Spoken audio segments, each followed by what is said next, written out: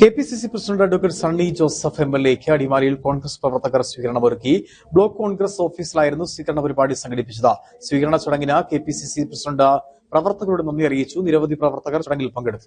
സ്വകാര്യ പരിപാടിയിൽ പങ്കെടുക്കാൻ അടിമാലിയിലെത്തിയ കോൺഗ്രസ് സംസ്ഥാന അധ്യക്ഷന് അപ്രതീക്ഷിതമായിട്ടായിരുന്നു അടിമാലിയിലെ കോൺഗ്രസ് പ്രവർത്തകർ സ്വീകരണമൊരുക്കിയത്. സ്വകാര്യ ചടങ്ങിൽ പങ്കെടുക്കാനുള്ള യാത്രാമധ്യേ KPCC president Adimali block Congress ഓഫീസിലെത്തി. ഓഫീസിൽ വെച്ചായിരുന്നു പ്രവർത്തകർ സംസ്ഥാന അധ്യക്ഷന് ഹൃദ്യമായ സ്വീകരണമൊരുക്കിയത്.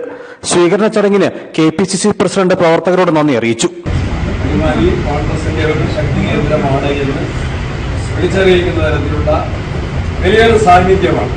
ഇങ്ങനെയുള്ള ചെറിയ സമയത്തിന്റെ പരിധിക്കുള്ളിൽ നിന്നുകൊണ്ട് നിങ്ങളുടെ കൃത്യമായ സ്വീകരണം, ഞാനതിന് പ്രത്യേകം നന്ദി പറയുന്നു. അതെനിക്കുള്ള വ്യക്തിപരമായ ഒരു സ്വീകരണമല്ല, ഇന്ത്യൻ നാഷണൽ കോൺഗ്രസിന്റെ പ്രവർത്തനങ്ങൾക്കുള്ള നിങ്ങളുടെ സഹകരണമാണ്, പിന്തുണയാണ്, സഹകരണമാണ്, ഐക്യപ്രഖ്യാപനമാണ് എന്ന് ഞാൻ കരുതുകയാണ്.